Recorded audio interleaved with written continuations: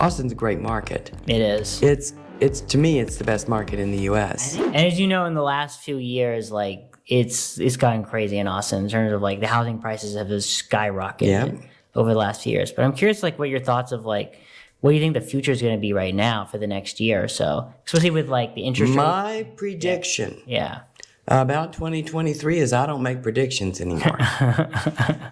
Your prediction is there. I don't make them anymore. I don't make them.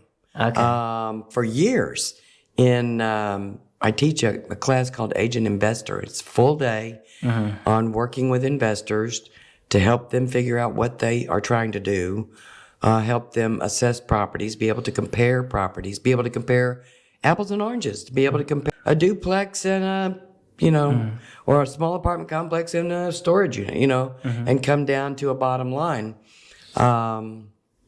And to try to understand what is going on in an investor's mind. What is this supposed to do for them?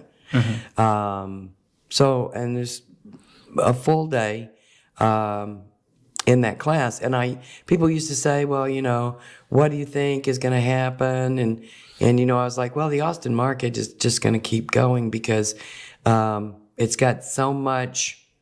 Austin's a great market. It is. It's to me, it's the best market in the U.S. I think it's like the 10th biggest city right now. We're at maybe even 7th.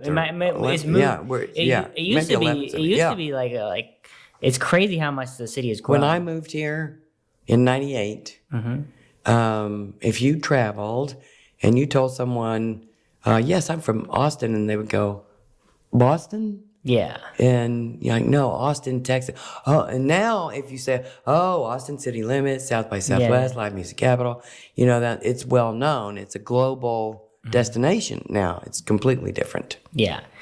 So I forgot where we were. Talking about for predictions for 2020. Predictions. You see, for one thing, we have a major university. That's 52,000 students. It will be 52,000 students every year from now on. Yeah. That is a fact. Because, if admission goes down, the kids that would have had to go to UTEP are going to go to UT Austin, because that's where their parents really want them to go. So you have a flagship university that's large, and you have the state capital. So you have all those government jobs, so as far as a base, it's not like when you see Texas markets, seems like, always Dallas, Houston, Austin, San Antonio are always, in the top 10, whatever. But, Dallas is like, we really lagged Dallas for a long time in one area, too, healthcare and warehousing. But now we've really caught up. We have actual medical schools, and the warehousing is really picking up. But Houston is like it's all about petroleum. It's all about oil and gas. As goes the oil business, so goes Houston. So this is a very broad base. We got retail, a lot of retail, a lot of levels of retail, office,